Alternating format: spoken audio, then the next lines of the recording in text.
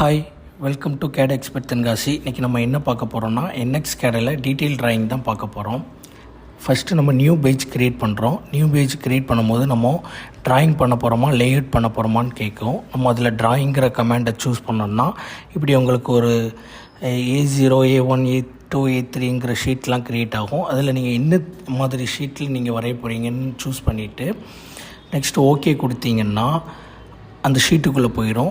ஷீட்டுக்குள்ளே போன உடனே இப்படி பாப்புலர் டைட்டில் பிளாக்னு வரும். அதாவது நம்ம பில் ஆஃப் மெட்டீரியலில் நம்ம இஷ்யூ பண்ணுறவங்களோட நேம், ட்ராப் பண்ணுறவங்களோட நேம், செக் பண்ணுறவங்களோட நேம்லாம் நம்ம க்ரியேட் பண்ணிக்கலாம். இதில் நம்ம ஃபஸ்ட்டு இஷ்யூட் நேம் ராம்னு கொடுக்குறோம். ரெண்டாவது ட்ராப் பை ரகுன்னு கொடுக்குறோம்.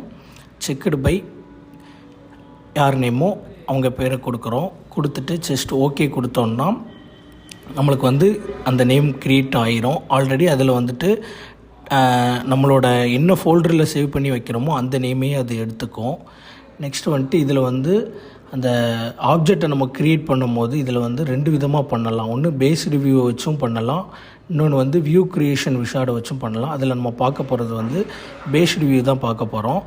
பேஸ்டு வியூ கொடுத்தோன்னா என்ன ஆப்ஜெக்ட்னு செலக்ட் பண்ண சொல்லும். நம்ம ஏற்கனவே போட்டு வச்சுருந்த ஒரு ட்ராயிங்கை எடுத்து ஓகே கொடுத்துட்டோன்னா அது என்ன மாதிரி வியூன்னு கேட்கும். அந்த வியூவில் நம்ம ப்ரொஜெக்ட் பண்ணிக்கிட்டோம்னா நெக்ஸ்ட் ப்ரொஜெக்ட் ஆயிரும். அதுக்கப்புறம் அதில் நம்மளுக்கு செக்ஷன் வியூ வேணாலும் நம்ம கட் பண்ணிக்கலாம்.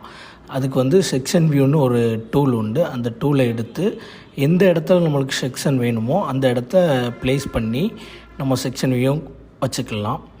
அடுத்து அதுக்கு நம்ம டைமென்ஷன் கொடுக்குறது டைமென்ஷனுங்கிற டூல் பாரில் போயிட்டு ரேபிட் டைமென்ஷனை யூஸ் பண்ணி நம்ம லீனியராகவோ ரேடியஸாகவோ நம்ம கொடுத்துக்கலாம். இதே மாதிரி அட்வான்ஸ் டூல்லாம் பற்றி தெரிஞ்சுக்கிற கீழே உள்ள நம்பருக்கு கான்டாக்ட் பண்ணுங்கள். தேங்க்யூ.